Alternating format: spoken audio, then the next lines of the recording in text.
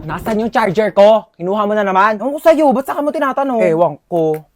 Eto, akin to, di ba? Ano sa'yo akin yan eh? Sa akin to. O bakit? Sino bang bumili niyan? Si mama. O bakit sa'yo lang ba si mama? Sa akin niya to binili. Pera muna saglit eh. Kitang sira yung charger ko. Makikicharge lang. Pakailan ko naman kung sira yung charger mo. Kasalanan ko ba, ha? Akadamot mo, ganyan ka na dahil lang sa charger, Hindi nagpapakilala naman rin ka. mag-ingat ang ganyan gamit ka mo pala. eh. Tapos kukunin ko yung charger ko. Pakalamera Para lang sa charger, nagkakanya-ganyan ka. Sira-sira mo yung charger mo, Nakakadamot tapos kayo nasira, magpairam. kukunin mo yung Sabihin sa na akin. kayo magpairam, hindi yung dami yung sinasabi dyan. Ilang percent ka na lang ba? 10%.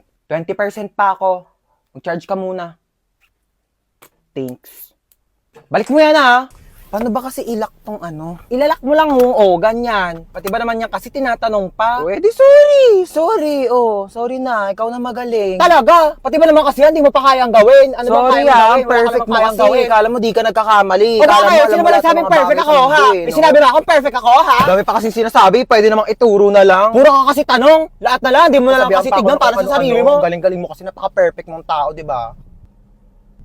Ano, gusto mo mag-drive-thru? Go lang. Okay. Ikaw magbabayad, ah. Ba't ako magbabayad? Ikaw magbayad, ikaw nagyaya eh. Oo na, ako na. Tingin mo may pambayad ka, wala ka namang pera.